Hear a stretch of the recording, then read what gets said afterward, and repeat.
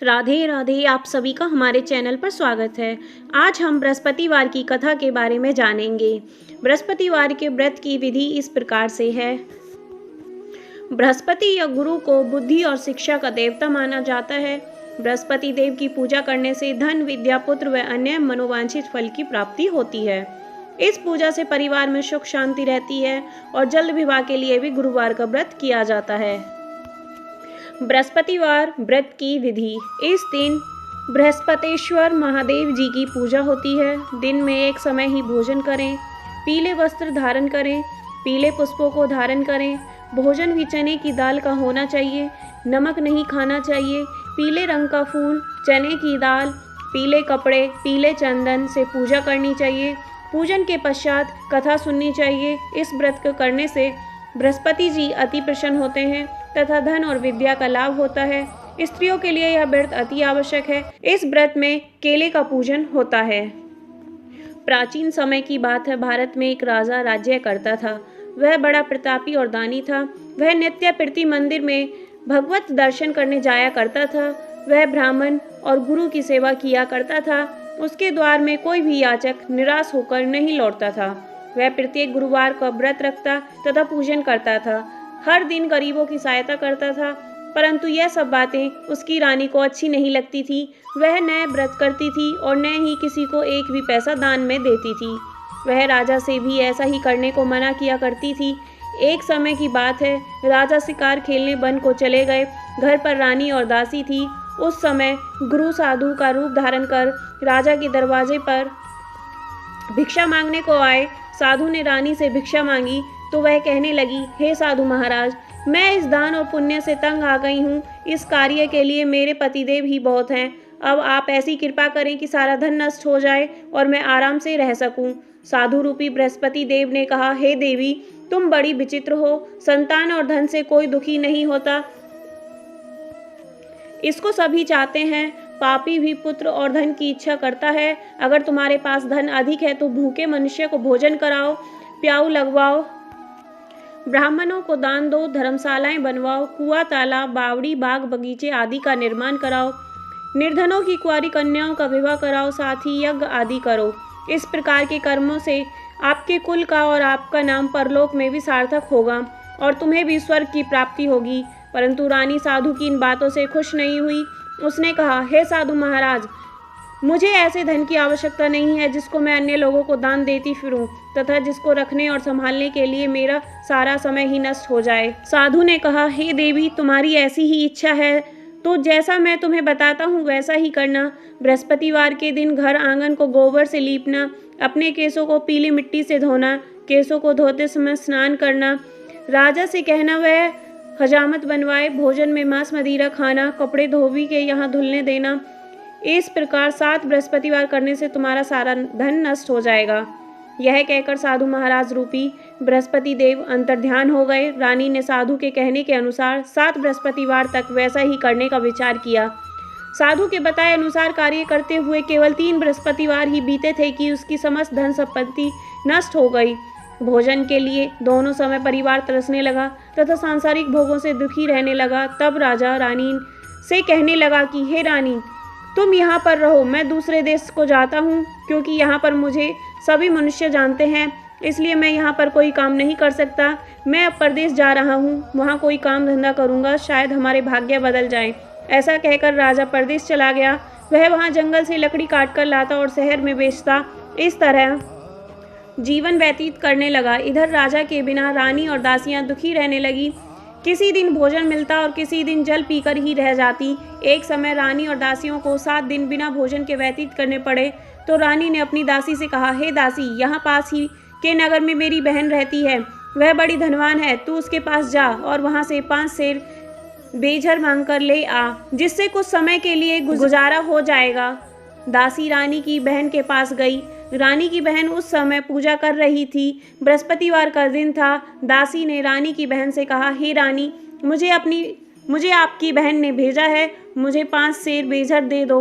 दासी ने यह बात अनेक बार कही, परंतु रानी की बहन ने कोई उत्तर नहीं दिया, क्योंकि वह उस समय बृहस्पतिवार की कथा सुन रही थी। जब दासी को रानी की बहन ने कोई उत्तर नहीं मिला तो वह वापस दुखी होकर लौट गई।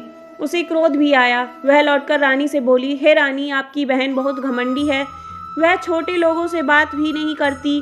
मैंने उससे कहा तो उसने कोई उत्तर नहीं दिया। मैं वापस चली आई। रानी बोली, हे दासी, इसमें उसका कोई दोष नहीं है। जब बुरे दिन आते हैं तब कोई सहारा नहीं देता। अच्छे बुरे का पता विपत्ति में ही लगता है। जो ईश्वर की इच्छा होगी वही होगा। यह सब हमारे भाग्य का दोष है। उधर रानी की बहन ने सोचा कि मेरी बहन की दासी आई थी, परंतु मैं उससे नहीं बोली, इससे वह बहुत दुखी हुई होगी। अतः कथा सुन और विष्णु भगवान का पूजन समाप्त कर वह अपनी बहन के घर आई और कहने लगी, हे बहन, मैं बृहस्पतिवार का व्रत कर रही थी। तुम्हारी दासी हमारे घर गई थी, परंतु जब तक कथा होती तब तक हम लोग न उठते न बोलते, इसलिए मैं नहीं बोली। कहो दासी क्यों गई थी? रानी बोली, बहन, हमारे घर अनाज नहीं है। वैसे तुमसे कोई बात छिपी नहीं है, इस कारण मैंने दासी को तुम्हारे पास 5 सेर अनाज लेने के लिए भेजा था।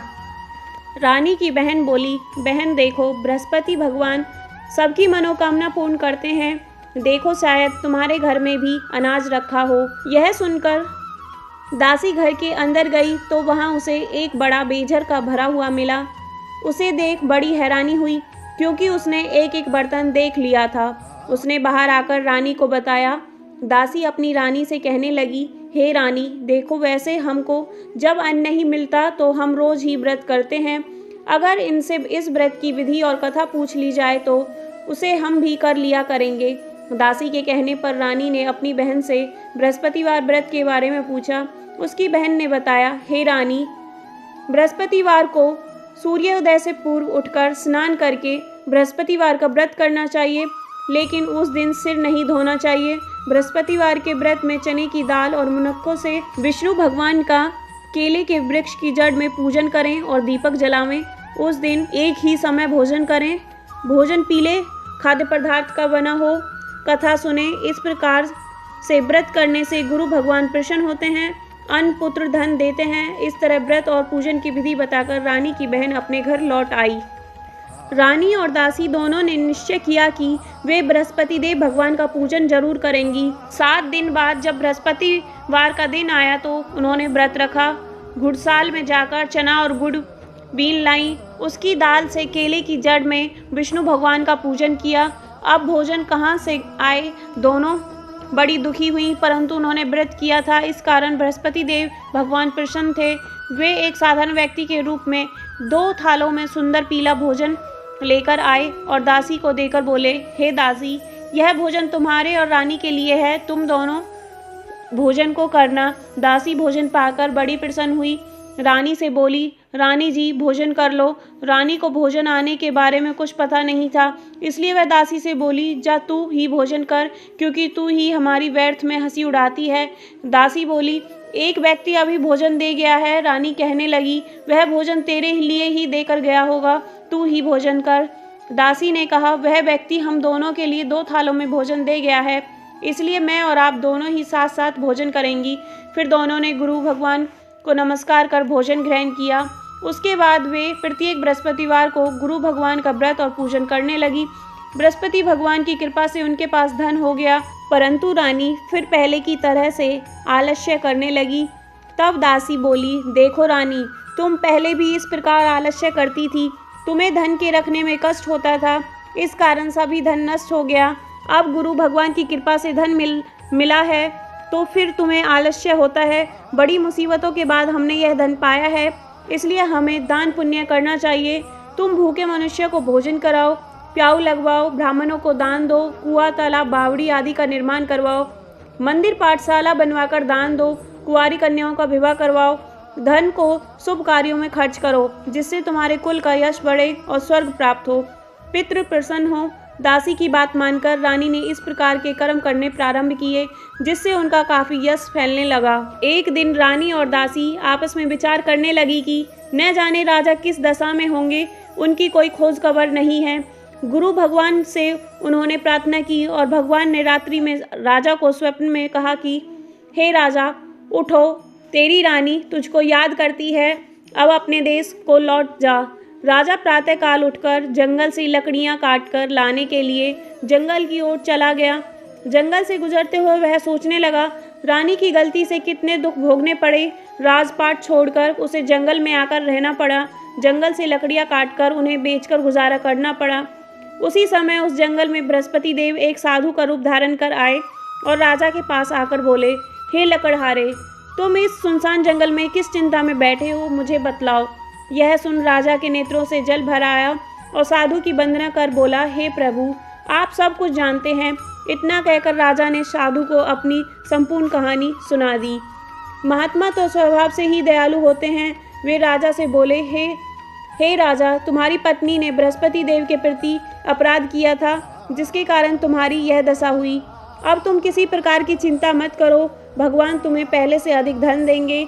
देखो, तुम्हारी पत्नी ने बृहस्पतिवार का व्रत करना प्रारंभ कर दिया है और अब तुम भी बृहस्पतिवार का व्रत करके चने की दाल व गुड़ और जल को लोटे में डालकर केले के पत्ते से भगवान विष्णु का पूजन करो। फिर कथा कहो या सुनो, भगवान तुम्हारी सब मनोकामनाओं को पूर्ण करेंगे। साधु को प्रसन्न देखकर राजा बोला, हे प्रभु, मुझे लकड़ी बेचकर इतना पैसा भी नहीं बचता जिससे भोजन करने के उपरांत कुछ बचा सकूं। मैंने रात्रि में अपनी रानी को व्याकुल देखा। मेरे पास कोई साधन नहीं था जिससे समाचार जान सकूं। फिर मैं बृहस्पतिवार की कौन सी कहानी कहूं या सुनूं, मुझको तो कुछ भी मालूम नहीं। साधु ने कहा, हे राजा, तुम किसी बात की चिंता मत करो। बृहस्पतिवार के दिन तुम रोजाना की तरह लकड़ियां लेकर शहर में जाओ। तुम्हें रोज से दुगना धन प्राप्त होगा, जिससे तुम भली भांति भोजन कर लोगे तथा बृहस्पति देव की पूजा का सामान भी आ जाएगा। इस प्रकार बृहस्पति देव की कथा समाप्त होती है। जो भी व्यक्ति बृहस्पतिवार का व्रत करता है उसकी संपूर्ण मनोकामनाएं पूर्ण होती हैं। आपको हमारी यह कथा कैसी लगी, हमें कमेंट बॉक्स में ज़रूर बताएं।